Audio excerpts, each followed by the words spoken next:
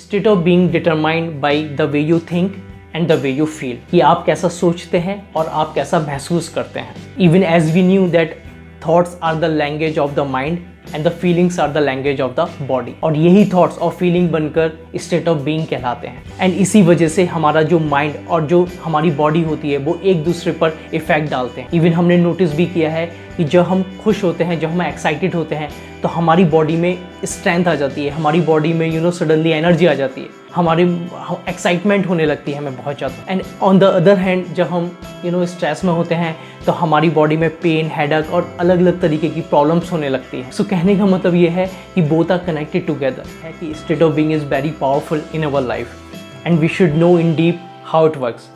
Otherwise हम thinking and thinking इसी loop में ही हम लोग घूमते रहेंगे। सो बेटर है कि जो नंबर 1 स्किल्स है मैनेजिंग योर स्टेट, इस स्किल्स को हमें अपनी लाइफ में डेवलप करना है, अपनी लाइफ में ऐड करना है। Now we got to know what is state of being. अब बात करते हैं what is suffering state and what is beautiful state. Yes, because ज़्यादातर हम लोगों की लाइफ इन्हीं 2 स्टेट ऑफ बीइंग में आती है। Okay, so let's understand in deep. First we will talk about what is suffering state. Suffering state represent fear, anxiety, depression, stress, jealousy, and so many things. Life in this state feels like never-ending struggle.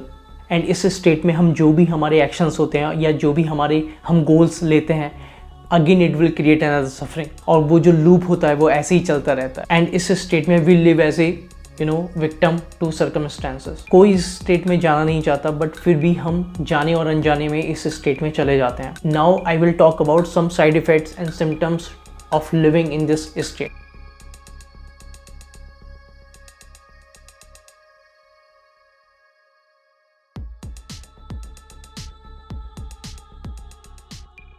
Now we will talk about the second state of being, which is beautiful state. Beautiful state represent joy, happiness, courage, compassion, kindness, success, desire, dream. There are so many good things in this state. And इस state में जो भी हमारे actions होते हैं और goals होते हैं, it easily can accomplish. Yes, because इस state में जो भी आप करते हैं, it will give you the fulfillment और it will give you the happiness. And you love what you do basically. So of course जब किसी भी चीज़ से आप जो प्यार करते हैं, जब आप उसको करते हैं तो ऑटोमेटिकली जो खुशी होती है वो आपके अंदर आ जाती है और उसी खुशी को आप दूसरों को ट्रांसफ़र भी कर सकते हैं। So this is, as a name suggest, this is the beautiful state. And in this state whatever you do it will become like a effortless. Actually जो भी आप करेंगे वो बहुत ही ईजी हो जाता है इस स्टेट में। Now let's see some of the common side effects of living in this beautiful state. Okay,